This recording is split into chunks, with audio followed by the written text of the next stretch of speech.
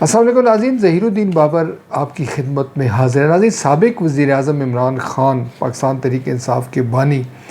Social media account جو ان کا x account ہے جس کی ورلڈنگ کو وہ آن کرتے ہیں،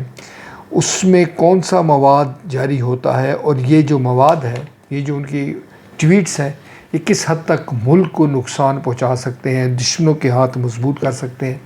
اس حوالے سے بات کی جائے گی۔ اگر آپ نے یہ چینل سبسکرائب نہیں کیا تو آپ یہ چینل سبسکرائب کر سکتے ہیں، بیل آئیکن کو پریس کریں، دوست احباب کے ساتھ شیئر کریں۔ ناظرین، پاکستان کی جو سیاست ہے اس میں یقینی طور پر تحریک انصاف کو نظر انداز نہیں کیا جا سکتا، اور کچھ لوگ تو یقینی طور پر درست کہتے ہیں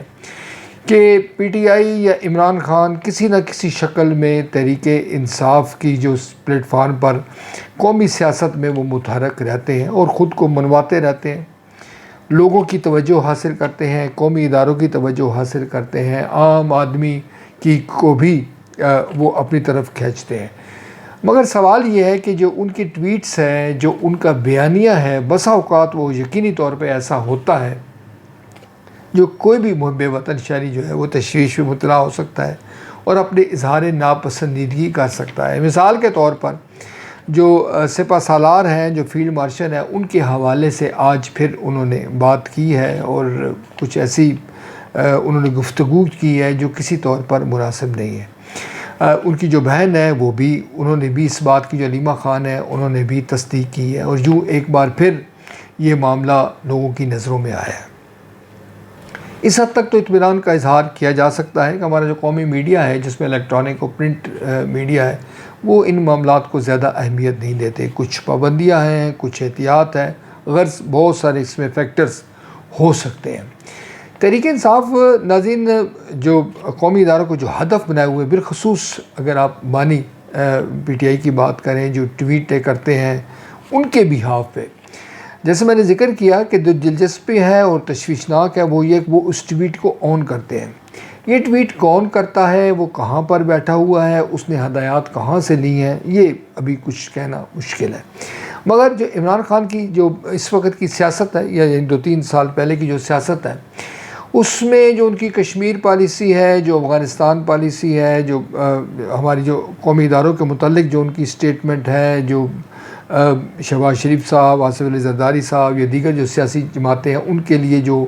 ان کے فیلنگز ہیں یا ان کا جو بیانیہ ہے، وہ میرے خیال میں اب کس سے ڈھکا چھپا نہیں ہے۔ اگر آپ کسی ذرا سے ہوش مند کو، جو پروفیشنل ہے، جو میڈیا کی چیزوں کو سمجھتا ہے، جو عمران خان کی شخصیت کو سمجھتا ہے، عمران خان کے بیانیے کو سمجھتا ہے، تو اس کو یہ اندازہ کم سے کم یقیناً ہو سکتا ہے کہ اس سوال کے جواب میں یا اس ایشو کے جواب میں وہ کیا ٹویٹ عمران خان کے بیہاف پہ کر سکتے ہیں۔ تو لہٰذا وہ جاری و ساری ہے، یعنی ہم یوں بھی کہہ سکتے ہیں کہ بانی تحریک انصاف کا بیانیہ نہیں بدلا 3-4 سال سے، 2 سال سے، جب سے ان کی حکومت ہٹی ہے۔ تو ان کے جو بیانیے کو جانتے ہیں، وہ اگر کوئی بیٹھ کے کہیں بیرون ملک ہی بیٹھا ہو گیا ہے یقینی طور پر، وہاں پہ ٹویٹ کرتا ہے، تو یہ کوئی خاص کوئی ایسی دانش کی ضرورت نہیں کہ اس کو آپ سمجھ نہ سکیں۔ ناظرین، مگر جو سوال ہے جس پہ سوچ و بچار کرنے کی ضرورت ہے کہ اس سے قوم کو کیا فائدہ ہو رہا ہے۔ 24-25 کروڑ کے پاکستان کے عوام ہیں جو اس وقت سیلاب کی تباہ کاریوں سے کروڑوں پاکستانی متاثر ہو گئے ہیں، لاکھوں کے گھر بار تباہ ہو چکے ہیں، مال مویشی سے وہ ہاتھ دھو بیٹھے ہیں۔ حکومت کے لیے ایک بڑا چیلنج ہے، کہا جا رہا ہے کہ اگلے سال پھر کلائمیٹ چینج کی وجہ سے ہمیں ایسی تباہی و بربادی دیکھنے کو ملے گی۔ یہ جو ایشو ہے، اس پر تحریک انصاف کی کوئی تیاری نہیں ہے، کوئی بیانیہ نہیں ہے۔ جو میں نے آپ کو موضوعات بتائے ہیں،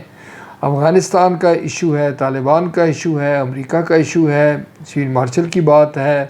شہباز شریف صاحب کا ذکر ہے، آصف علی زرداری صاحب کی بات ہے، اور جو دیگر سیاسی قوتیں ہیں جو خلاف ہیں تحریک انصاف، اس کے حوالے سے جو نیریٹو ہے وہ سوشل میڈیا پہ عمران خان صاحب کے ایکس اکاؤنٹ میں ظاہر ہوتا ہے، پروموٹ ہوتا ہے، اور اس کو مختلف سوشل میڈیا اکاؤنٹس پر بھی پروموٹ کیا جاتا ہے۔ ناظرین، جو اقتدار سے بے دخلی ہے، جیسے ہم ذکر کرتے ہیں اس پلیٹ فارم پہ، پاکستان کے اندر جمہوریت کوئی مثالی نہیں ہے، اور اگر آپ جمہوریت کے طالب علم ہیں، اگر آپ جمہوری نظام کے حوالے سے اس پر آپ نے پڑھا ہے، اس پر آپ سوچ و بچار کرتے ہیں، تو آپ کو یہ بات کا بھی اندازہ ہوگا کہ دنیا میں جہاں جہاں اس وقت مستحکم جمہوریت ہے، انہوں نے ایک طویل سفر طے کیا۔ ہم اس پلیٹ فارم پہ پہلے بھی ذکر کرتے آئے ہیں۔ اگر آپ امریکہ کی مثال دیکھتے ہیں تو خانہ جنگی رہی ہے۔ ابراہم لنکن جو ایک بڑا نام تھا، جو دانشور تھے، جو صدر تھے، وہ بھی اپنی جان سے گئے۔ اسی طرح کئی اور صدور پر بھی قاتلانہ حملے ہوئے۔ مثال لے لیں آپ برطانیہ کی۔ برطانیہ کے اندر چرچ کا جو کردار تھا، جو بادشاہت تھی، اس نے عوام پر کیا ظلم و ستم کیا، اور پھر جب جو رینیسانس آیا یعنی نشاط ثانی آیا، اس کے بعد لوگوں میں جب اویئرنیس آئی، یعنی کہ جب انڈسٹری فروغ ہوئی، اس کے نتیجے میں جو ہے وہ جمہوری نظام مستحکم ہوا، اور وہاں کے دانشوروں نے لوگوں کی حقوق، انسانی حقوق، یا میگا چارٹر جو میگا کارٹا نام کی جو انسانی حقوق کی تمام جو شکیں ہیں، اس میں انہوں نے رائج کی۔ پھر آپ چلے جائیں فرانس میں، پھر آپ جرمنی میں چلے جائیں، یعنی کہ آپ تمام ملکوں کی تاریخ اٹھا کے دیکھ لیں، آپ کو کوئی زیادہ حوصلہ افزا چیز نہیں ملے گی۔ ایک طویل سٹرگل تھی جو انہوں نے کی۔ نیلسن منڈیلا کی جو تحریک ہے وہ تو آپ جانتے ہیں، the road to the freedom جو ان کی کتاب ہے، انہوں نے کیا بیان کیا ہے کہ کس طرح جو محض رنگت کی بنیاد پر ان کے ساتھ استحصال ہوتا رہا، اور وہ کم بیش 24-25 سال جیل میں رہے۔ میرا جو کہنے کا مقصد یہ ہے کہ جس ملک میں بھی جمہوریت نے اپنے ثمرات حاصل کیے ہیں، اس نے طویل جدوجہد کی ہے۔ پاکستان کی حد تک ہم یقینی طور پر یہ بات کہہ سکتے ہیں کہ عام پاکستانیوں کی اکثریت جمہوریت پسند ہے۔ اس کی جو بنیادی وجہ یہ ہے کہ تقسیم ہند جو ہے وہ ایک جمہوری عمل کے نتیجے میں وجود میں آئی تھی، اور وہ محض کوئی لڑائی، مار کٹائی، جنگ و جدل نہیں تھا، بلکہ جو لارڈ ماؤنٹ بیٹن ہے وہ تھے، تاج برطانیہ تھا، کانگریس تھی، مسلم لیگ تھی، انہوں نے گفتگو کر کے یہ تقسیم کی۔ اب اس میں کس حد تک انصاف ہوا، میں بات یہ نہیں کر رہا، میں آپ سے یہ بات کر رہا ہوں کہ قتل و غارت گری یا کسی جنگ کے نتیجے میں پاکستان وجود میں نہیں آیا، لہٰذا جو ہمارے عوام ہیں ان کی اکثریت جمہوریت پسند ہے۔ مثالی جمہوریت ہے یا نہیں ہے، ہم اس پہ میں نہیں پڑھتے۔ ہم یہ بات تسلیم بھی اگر کر لیں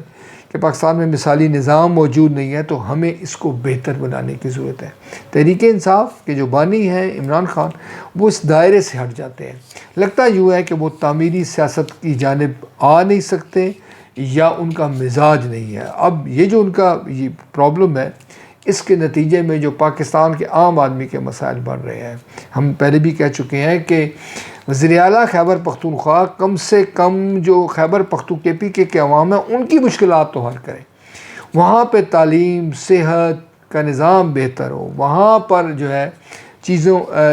جو خواتین کے مسائل ہیں وہ وہاں حل ہو، پانی کے مسائل حل ہو، ڈیمز بنائے جائے۔ ایک طویل فہرست ہے جس پر عمل کرنے کی وزیر اعلیٰ علی امین گنڈاپور کو ضرورت ہے۔ وہ پنجاب کی حد تک یا پاکستان کو تبدیل کرنے کی باتیں تو چھوڑیں، پہلے وہ اپنے گھر کو درست کریں۔